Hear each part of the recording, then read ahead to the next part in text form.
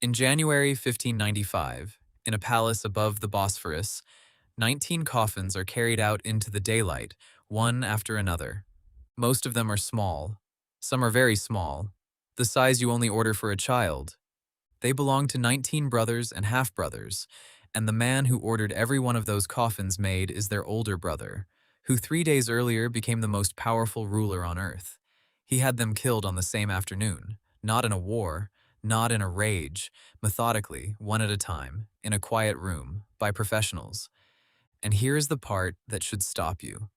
Nobody in the palace thought a crime had been committed. The killer wasn't hiding. He wasn't ashamed. He held a funeral. He buried the 19 with honor, right next to their father, and the empire's holy men signed off on the whole thing as lawful and correct. The most powerful court in the world watched a man strangle 19 of his own brothers, and its considered reaction was, yes, that's how this is supposed to work. Which tells you the interesting question here isn't, how could someone do that? People are capable of anything. That's not a mystery. The real question is stranger. What kind of system takes a man murdering 19 children and files it under good governance? Who built a machine where that was the sensible, responsible, by-the-book move? Because somebody did build it, on purpose, and once you see how it worked, the horror doesn't go away, but it stops looking like madness. It starts looking like arithmetic. Start with the throne itself, because the throne is the whole problem. In most monarchies you've heard of, there's a rule for who's next. The eldest son. Everyone knows it in advance. It's boring. And boring is the point. Boring means no war every time the king dies. The Ottomans did not have that rule. They had, essentially, no rule at all. Every single son of the Sultan was an equal, legitimate heir, not the eldest, any of them. One historian summed the system up as survival of the fittest son, not the eldest, and that's not a metaphor. It was closer to the literal policy. Think for a second about what that actually sets up. If you're a sultan with, say, a dozen sons, you haven't produced one heir and 11 princes. You've produced 12 rival claimants to the same chair, each one with a plausible case, each one knowing the others exist. You've built a throne that every one of your children has an equal right to sit in, and only one of them can. The Ottomans even had a training program that made it worse. They sent the grown princes out to govern provinces, real cities, Manisa, Amasya, to learn how to rule and quietly, to build up their own followers, their own money, their own men. So, by the time the old sultan died, you didn't have 12 helpless boys. You had several grown men scattered across the empire, each with a power base, each perfectly aware that the moment their father stopped breathing, it was a race. A race to what? To the capital, to the throne room. Because whoever got there first and got the sword and the seal, he was the sultan. And the others were now, by definition, the losers in a fight to the death they hadn't necessarily agreed to enter. You can already feel where this is heading.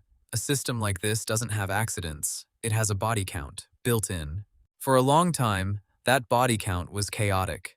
A sultan would die, his sons would go to war with each other, and the empire would tear itself apart for a year or two, while brothers fought over the throne. Sometimes it was catastrophic. After one sultan was captured by a foreign conqueror, his 4 sons fought a civil war that lasted more than a decade and nearly ended the empire before it properly began.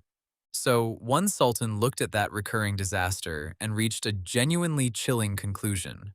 The problem wasn't the killing. The problem was that the killing was messy, a drawn-out civil war that bled the whole state. The solution was to make it fast. Do it once, cleanly, at the top, on day one. Quick pause, 30 seconds, because you're going to want the rest of this. The third eye is closing in on 500 subscribers, and you can push it over the edge right now. Tap like, hit subscribe, and you're locked in for the next one. That's it. Back to it. That sultan was Mehmed II, the man who conquered Constantinople. And a law code attributed to him contains one of the coldest sentences ever written into a legal document. In the standard scholarly translation, it runs, more or less, whichever of my sons inherits the throne, it is acceptable for him to kill his brothers for the good order of the world. And it adds, almost as a footnote, that most of the religious scholars have approved this. Sit with the phrasing, because the phrasing is the whole thing, for the good order of the world, not because I hate them, not because I'm afraid of them. Killing your brothers is reframed as a public service, a tidy administrative measure taken on behalf of everyone to spare the empire a civil war. The murder isn't the crime, the murder is the thing that prevents the crime. Now, historians argue about this law, and it's worth knowing why. Some have questioned whether Mehmed really wrote that clause, or whether later sultans invented his authorship to justify what they already wanted to do, which, if true, is somehow even darker. A whole dynasty inventing a founding father's permission slip for fratricide. Most scholars now accept the law is genuine. Either way, the effect is the same. By the 1500s, a new sultan strangling his brothers wasn't a scandal. It was procedure. It had paperwork. And there's a logic under it you have to actually grapple with because it's not stupid. A living brother wasn't just a sad relative you'd spared. A living brother was a permanent loaded weapon. Any general who lost a battle, any faction that resented the sultan, any mob in the capital, they always had an alternative sitting right there, a spare king with a legitimate claim, ready to be rallied around. As long as a brother breathed, every disgruntled soldier in the empire had a name to shout instead of yours. Sparing him wasn't mercy. It was leaving the back door unlocked for the rest of your life. Cruel? Completely. But you can follow the reasoning without getting lost. And that's what makes it frightening. Not that it's insane, but that it isn't. So fratricide was old.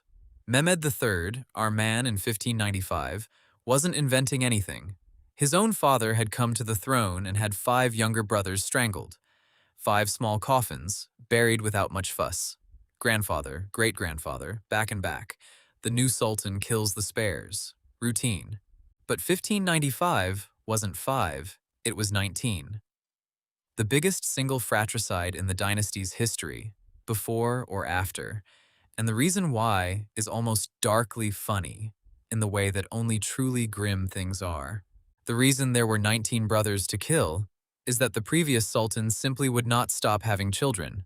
Mehmed III's father was a man named Murad III, and Murad's defining characteristic, historically speaking, was an extraordinarily productive harem. The figures that survive are almost hard to believe. One respected collection credits him with fathering over 100 children in his lifetime. Even the conservative, defensible version leaves him with something like 20 surviving sons and around 27 daughters when he died. Follow that forward, and the massacre is basically a math problem with a monstrous answer. Every one of those sons is, by the rules we just covered, a legitimate rival to whichever brother wins. The system says the winner clears the board. Most sultans inherited a board with a handful of pieces on it. Mehmed III inherited a board with 19. He didn't kill 19 brothers because he was 19 times more ruthless than his father. He killed 19 because his father left him 19. The body count wasn't set by his character. It was set by another man's appetite, decades earlier. And this is the thing the sensational version of this story misses. It wants a monster, a uniquely evil man who did a uniquely evil thing. But Mehmed wasn't doing anything his father and grandfather hadn't done. He was doing the exact same procedure they did. The number was just bigger because the family was bigger. The horror of 1595 isn't that one man broke the rules, it's that he followed them, precisely, all the way down. Here is what we can actually reconstruct about the day, and where the record gets thin, I'll tell you. Murad III dies in the palace in the middle of January, 1595. His eldest son, Mehmed, is far away, governing the province of Manisa. He's about 28, and he's been kept out of the capital, as heirs often were. The moment the news reaches him, the clock starts. He travels fast to Constantinople and takes the throne, and then he does the thing the throne requires. The 19 brothers are gathered. There's a widely repeated story that they were lured in gently, told they were being brought together for a circumcision ceremony, a celebration, though that detail comes from later retellings and maybe a storyteller's touch rather than fact. What isn't in doubt is the method, because the method was fixed by an old rule of its own. You could not shed the blood of the House of Osman.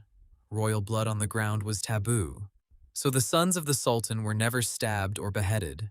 They were strangled, a silk cord, a bowstring, drawn tight by executioners who, by tradition, were deaf mutes, chosen precisely so they could never describe what they had done or be talked out of doing it. One at a time, the brothers were brought in. One at a time, it was done. No blood, no marks, no noise anyone recorded. We have a witness to the aftermath, not in the room, but close to it. The Venetian ambassador in the city wrote home to report what had happened, and diplomats like him were the closest thing that world had to journalists. His account carries a detail that has outlived everyone involved. He wrote that the eldest of the doomed brothers, described as a beautiful boy, well liked by everyone, was brought before Mehmed and kissed his hand and said, "My lord and brother, now a father to me, let my days not be ended thus, in my tender age." And the ambassador reports that Mehmed tore at his own beard in grief and said nothing, and let it happen anyway. I have to be careful with that scene, and so should you. The ambassador himself introduces it with, "they say," which is his way of flagging court gossip he couldn't confirm. So we don't know it happened exactly like that. But even as rumor, it captures something true about the position Mehmed was in. He may well have grieved. Grief wasn't a reason to stop. The system didn't ask how he felt. It asked whether the board was clear. The 19 were placed in plain wooden coffins. The next day, they were carried out, that procession we opened with, and buried beside their father near the great domed church of Hagia Sophia, in a tomb you can still walk into today. The coffins are still there. You can count them. There's a darker footnote, and I want to handle it honestly rather than for shock, because the sources here are shakier.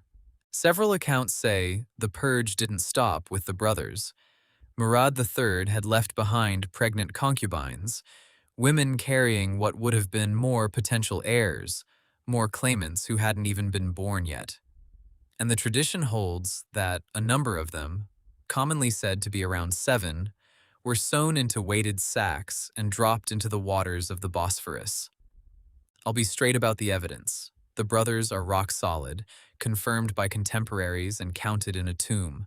The drowned women are much thinner, the numbers wobble, the details are vague, and it lives closer to tradition than to documented fact. So take it as what it is, a persistent, awful story that fits everything we know about the logic of the system, but that we can't stand behind the way we can stand behind the 19. The point of a channel like this is knowing the difference and saying so. What that footnote does show you, if it's true, is how total the logic was. The system's goal wasn't to punish rivals, it was to erase the possibility of rivals. And an unborn child is a possibility.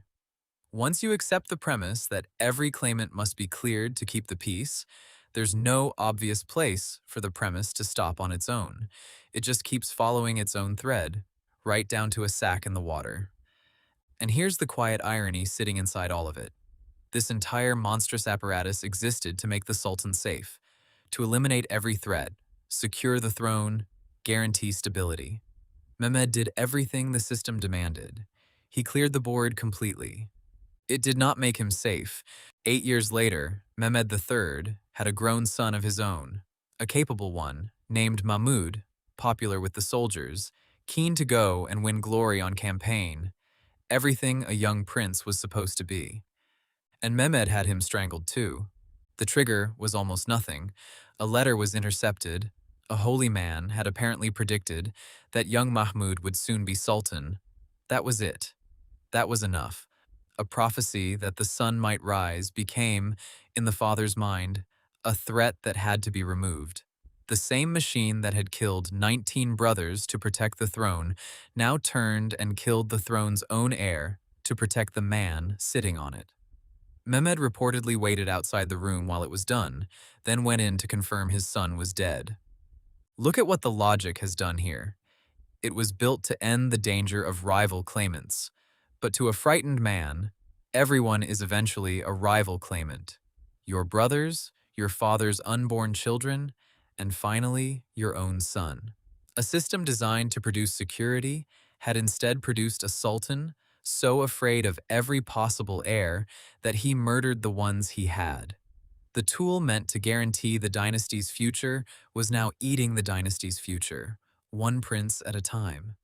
Mehmed III died in 1603, not long after killing his own boy. And by then, something had shifted. 19 coffins in one afternoon had been a bit much, even for a court that had signed off on fratricide for a century. The practice had finally frightened the people who ran it. What happened next is where the story turns genuinely strange, because the empire's solution to "we keep murdering our princes" was not, in fact, to stop murdering princes for a good reason. It was closer to an accident. The next sultan was Mehmed's son, Ahmed, and he came to the throne as a boy of 13, with a little brother named Mustafa.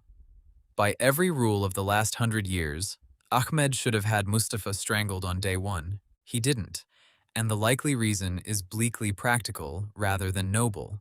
Ahmed was 13 and had no sons yet. If he killed his only brother and then died young of a fever, which 13-year-olds did, the entire House of Osman would simply end. The male line would run out. There'd be no one left to rule. Killing the spare had finally become more dangerous than keeping him, because the dynasty had cut itself so close to the bone with all this efficient fratricide that it was now one bad winter away from extinction. So, Mustafa lived. And that decision, made by a nervous teenager hedging his bets, quietly ended a century of ritual murder. But look closely at what replaced it, because this is the part that lingers. They stopped killing the spare princes. Instead, they locked them up. A new system took over. The extra princes were confined to a set of rooms deep inside the palace, a gilded apartment that history remembers as the cage. No provinces to govern, no armies to raise, no experience of the world at all. Just comfortable, total confinement, sometimes for decades, while they waited to either die forgotten or be suddenly pulled out and handed an empire. And you can probably guess how that went. You cannot lock a man in a few rooms for 30 years, let him speak to almost no one, deny him any experience of governing or even of ordinary life, and then set him on the throne of a world power and expect a competent ruler to walk out. Some of the sultans produced by the cage were nervous, hollowed-out men, entirely unequipped for the job. At least one was so unfit he had to be removed. The empire had solved the problem of killing its princes by breaking them instead. So trace the whole arc. They started by murdering the spares to keep the state strong. It nearly wiped out the family, so they switched to caging the spares instead, and slowly produced a line of rulers damaged by the caging. Two different solutions, both cruel, both, in the end, corrosive to the very thing they were meant to protect. The Ottomans spent centuries trying to answer one question: what do you do with the sons who didn't win? And never found an answer that didn't cost them something terrible. So, why did a sultan have 19 of his brothers killed in a single day? Not because he was a monster, though the act was monstrous. He did it because he'd inherited a throne with no rules of succession, a 100-year-old law that reframed murder as public service, and a father who'd fathered so many sons that clearing the board meant clearing 19 of them. Take any ambitious, ordinary man and drop him into that exact machine, and the machine asks him for 19 coffins. Mehmed gave them. That's the uncomfortable thing this story leaves you holding. The 19 didn't die because one man was uniquely evil. They died because a system had been carefully built, over generations, to make their deaths the correct and legal choice, and then it handed the sword to whoever happened to win. The cruelty wasn't in any one person. It was designed into the chair. And the very last irony is the one worth keeping. All of it, the strangling cords, the 19 coffins, the sacks in the Bosphorus, the cage, every bit of it was meant to protect the dynasty and secure the peace. And it never actually did. The murders didn't make the sultans safe, they made them paranoid enough to kill their own sons. The cage didn't produce stability, it produced broken kings. Century after century, the House of Osman kept paying the price its system demanded and kept not getting the safety it was paying for. 19 coffins came out of that palace in 1595, and the thing they were sacrificed for, the calm, secure, orderly throne it was all supposed to buy, never really arrived.